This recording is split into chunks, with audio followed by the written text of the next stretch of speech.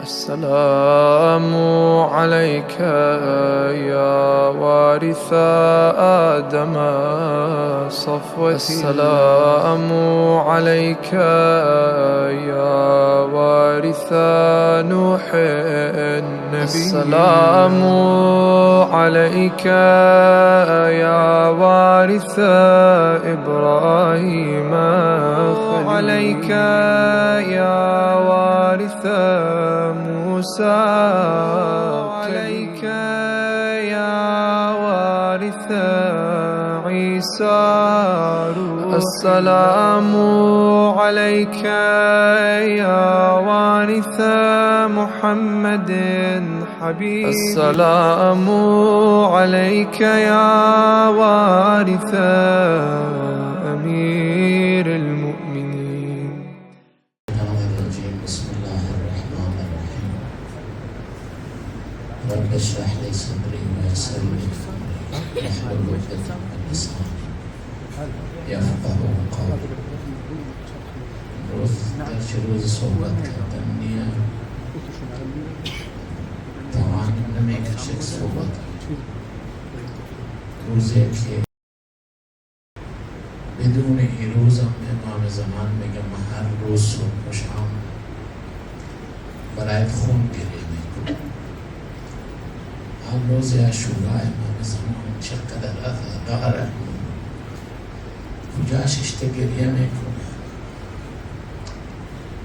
در کربلای در سامرای مکه به مجلس های ما هم سر میزنه، خبر ما را میگیره نمیگیره. اشک چشم زینب امروز روانه، اشک چشم دختران پیغمبر، خانواده پیغمبر امروز جاریه. روز صحبت که نیه ولی خوب وظیفه دادن دیگه، باید صحبت شو و الا یک روزه میخندیم تمام میکردیم. یک نکته که خدمت شما عرض کنم، امام حسین به کربلا برای جنگ نامده. اگر امام حسین میخواست جنگ کنه به مدینه جنگ میکرد. قوم و قبیلهش همونجی بود، دوست و رفیقش همونجی بود، مریدایش همونجی بود. اگر امام حسین میخواست جنگ کنه، این طفلای 6 ماهه و 3 ماهه و دخترای ریزه و دخترای جوان و اینا رو نمی آورد. امام حسین برای جنگ نامده. میخواستن مسیر اسلام به کلی عوض کنن. امام حسین آمد مسیر اصلی رو به مردم نشان داد. منتها چون این کار با سخنرانی و با شعر خواندن و با خطاب رفتن نمیشد، لہذا امام حسین صحنه های عملی را برای مردم به نمایش گذاشت و خود لشکر یزید هم شاهد گرفت.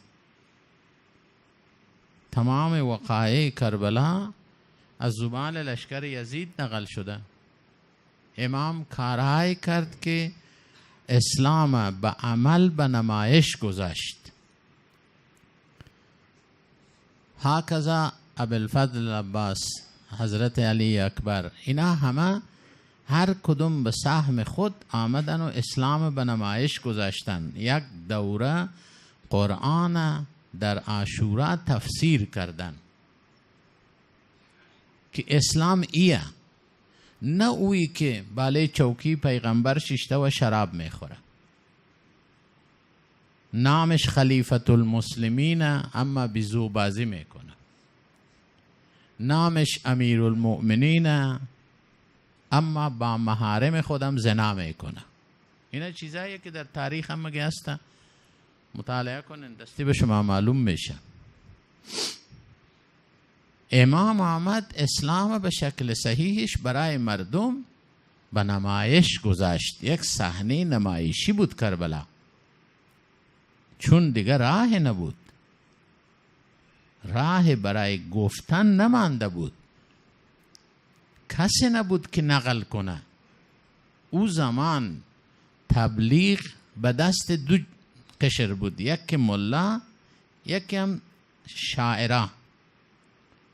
روزنامه و مجله و تلویزیون و رادیو این چیزا که نبود دیگه، همین دو چیز بود.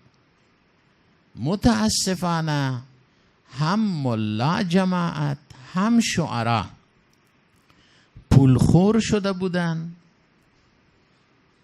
دنیایی شده بودن، لحاظا هیچ کدوم هم میبینی در کربلا حضور نداره. از سراسر مملکت اسلامی یک دانه ملا خود امام حسین نیه. پول کار خود کرده بود، همه پول خور شده بودن، نمدن با امام حسین استاده شدن، در حالی که میفهمیدن امام حسین برای مقام و منصب، برای چوکی و برای حکومت، برای پول و پیسه که نامده کربلا. امام حسین برای دفاع از دین آمده، ولی نامدن. خب امام حسین چی رقم پیام برسانه به مردم؟ لحاظ صحنه های نمایشی درست کرد. یکی از اون صحنه هایش صحنه شب عاشورا،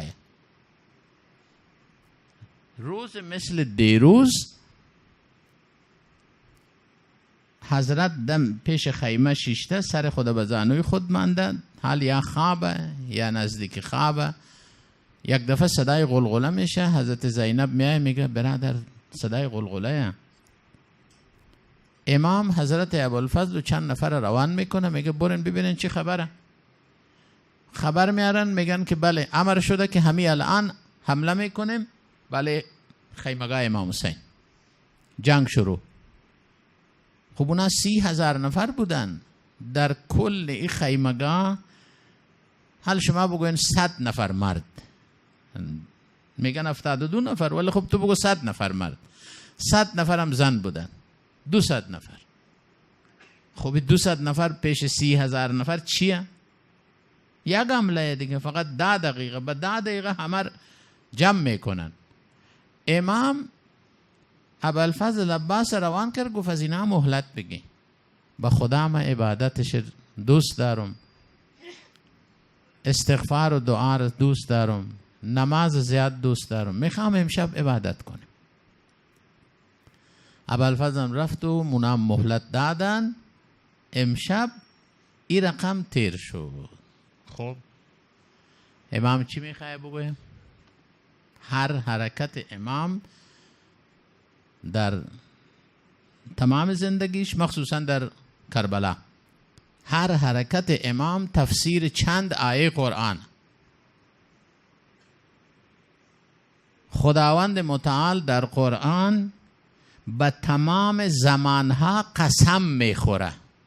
ما و تو اگر قسم میخوریم به یک چیز قسم میخوریم که به نظر ما ارزشش زیاده، به قرآن، به خدا، همین تو بگیم دیگه، به امام حسین قسم.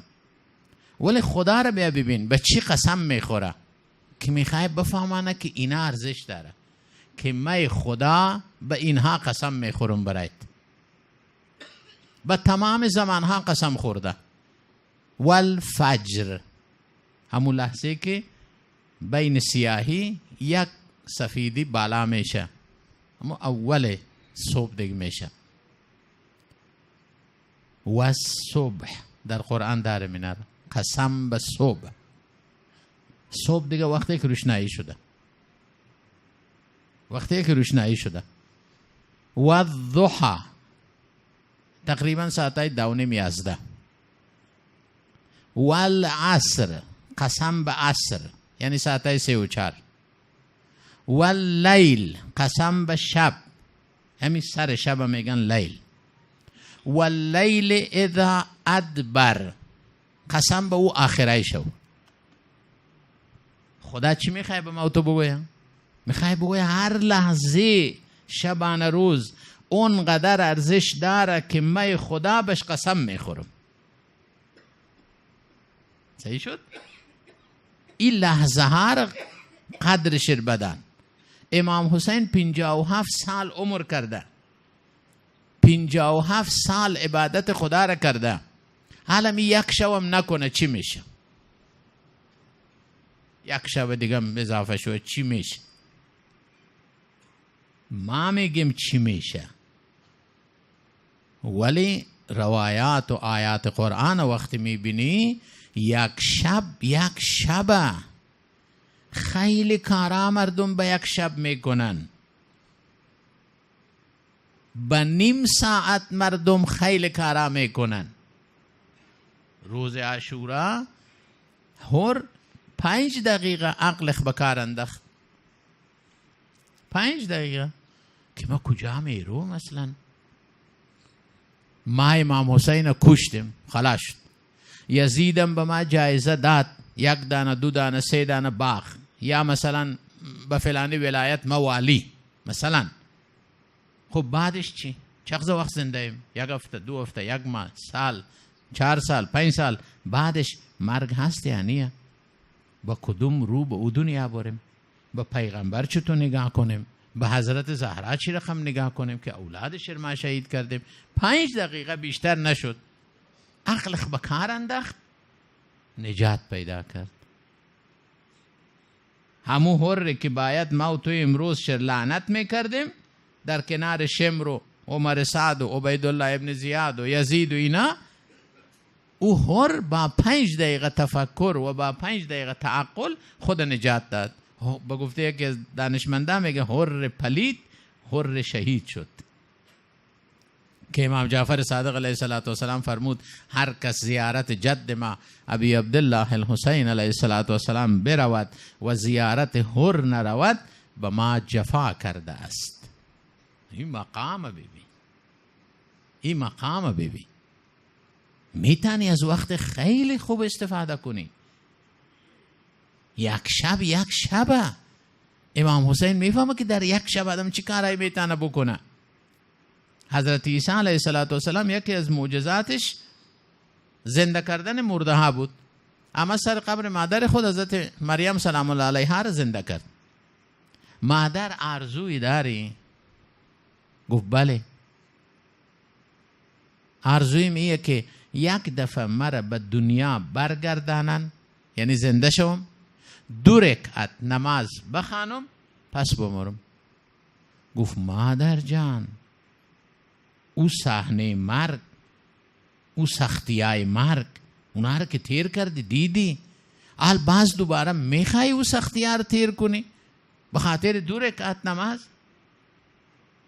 حضرت مریم روی کشتن گفت اینجی که بیایی باز میفهمی 2 رکعت نماز چقدر. ما تمام روزهای ما تیر میشه، هیچی هم به دست نمیارم. آیه قرآن برات بخوانم که یک مقدار بحث ما آیاتی هم بشوه. صلوات ختم کن. اللهم صل علی محمد.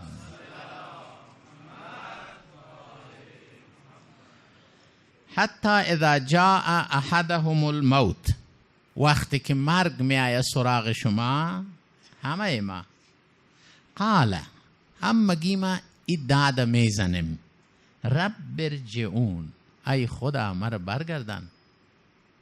تا میری او طرف چشما باز میشه، میبینی اوه چی حاله، با دست خالی آمدم، چیکار کنم؟ قال رب ارجعون، این خدا میگه، ما که خبر نداریم. همه این خواهش میکنن خدای ما را بازگردن.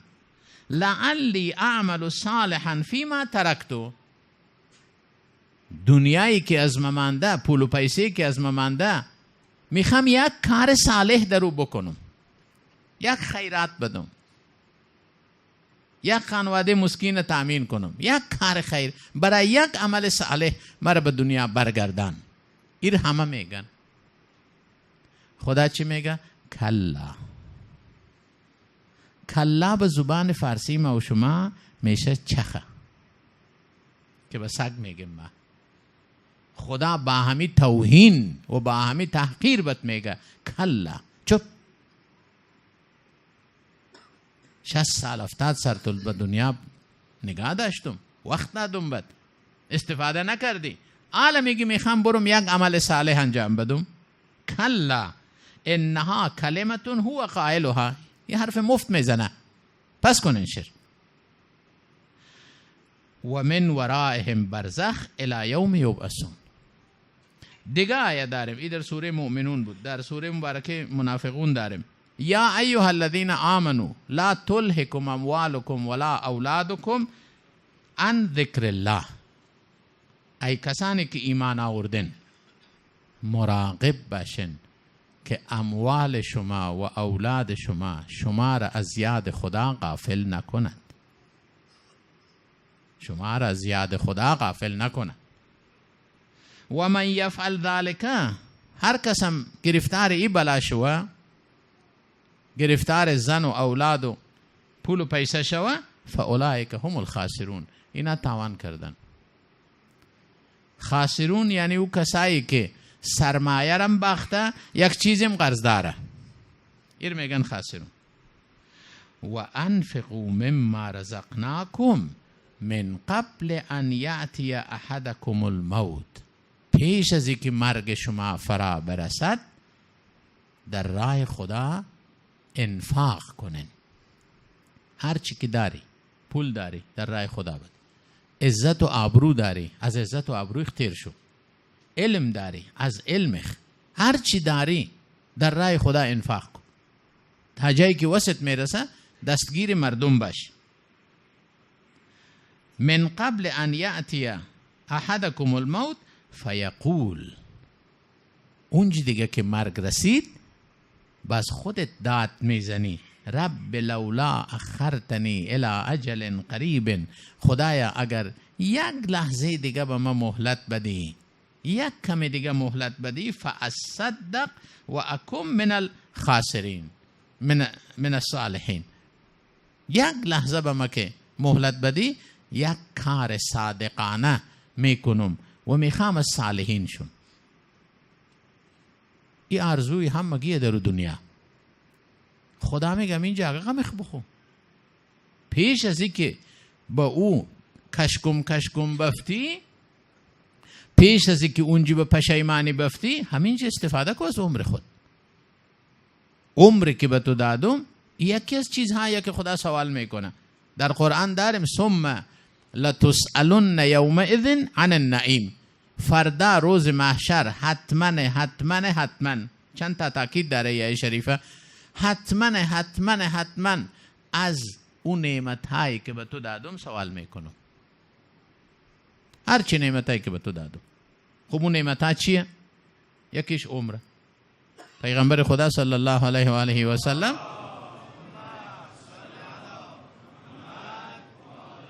می فرمائے لا تزول قدم عبد یوم القیامه حتی تسأل عن اربعه، روز قیامت یک قدم تو نمیمانه پیش بروی تا چار چیز جواب ندی. این چار چیز باید جواب بدی.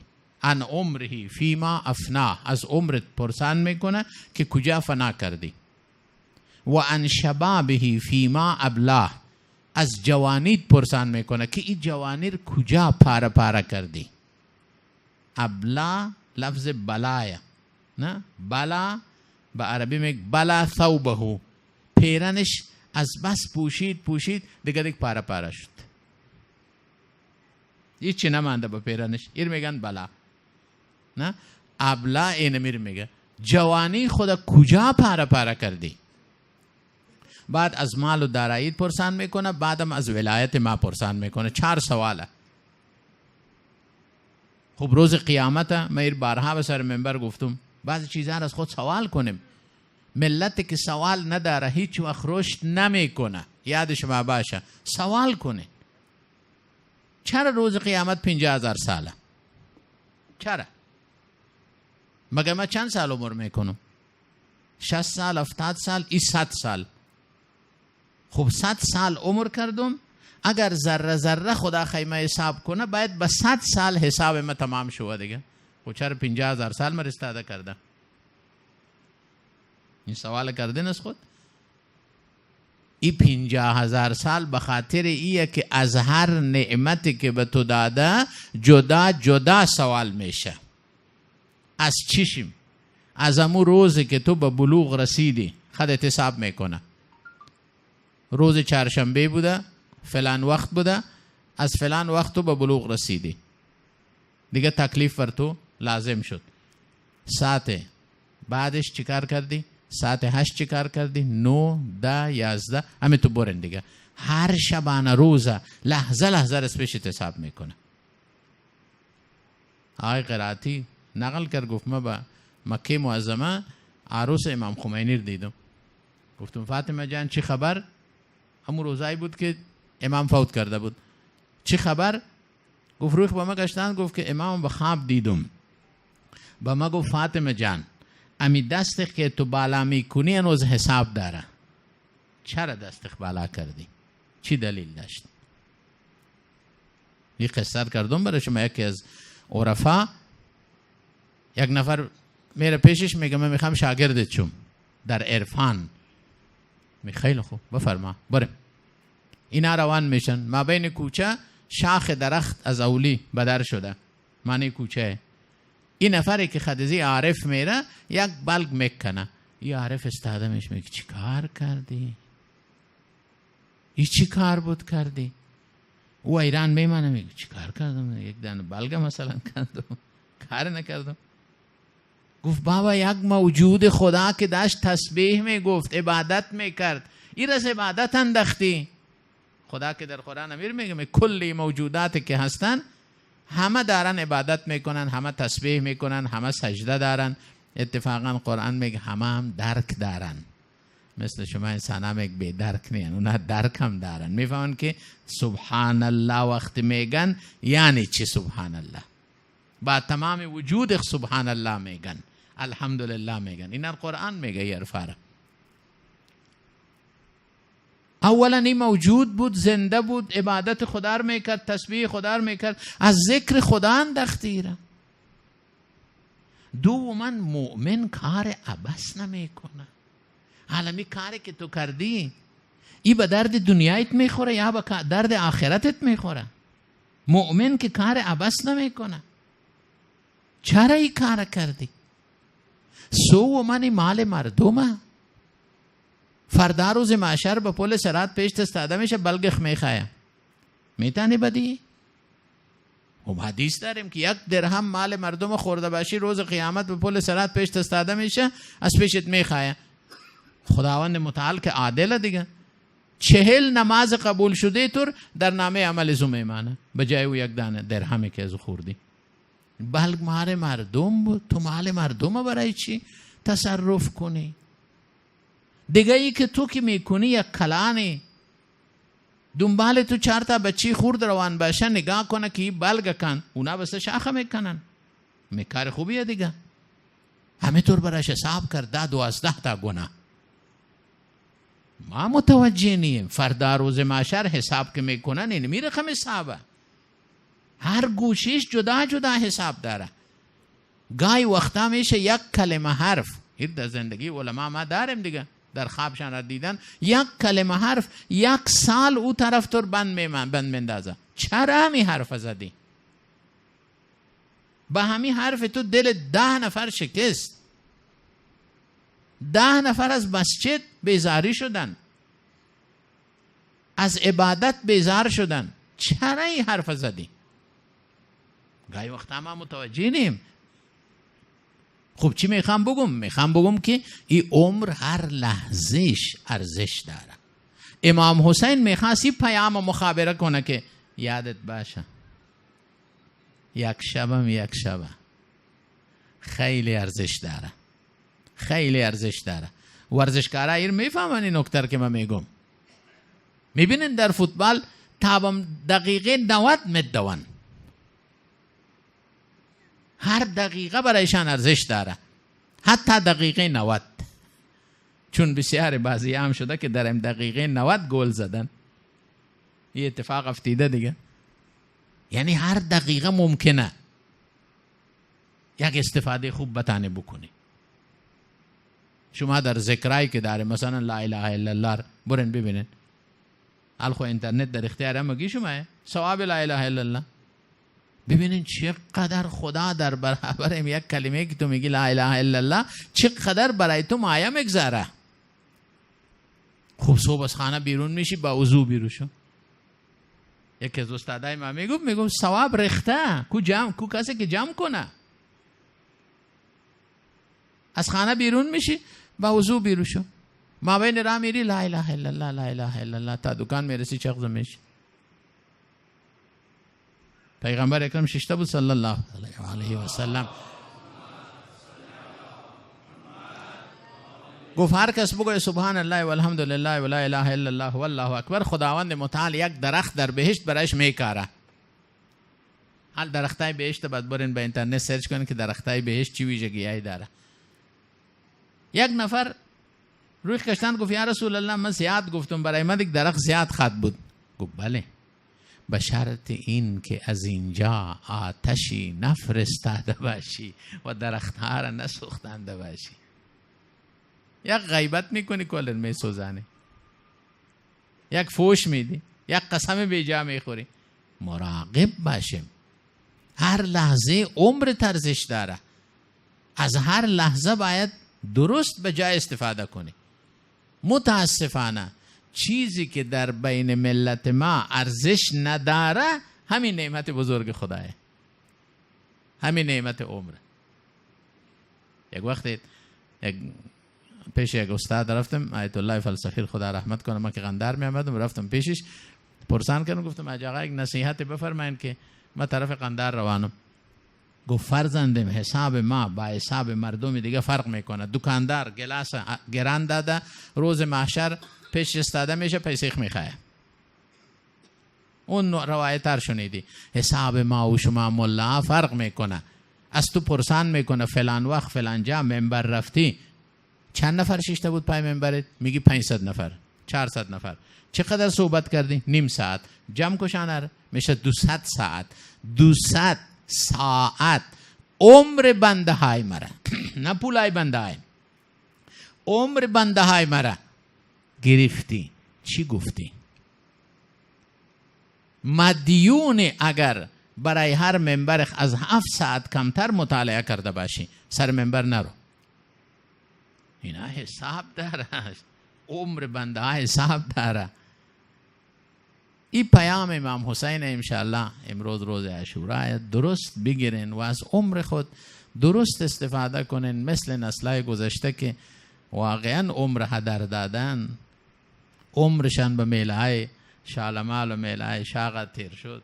شما دیگه کار نکنین که فردا روز محشر جوابش سخته. صلوات.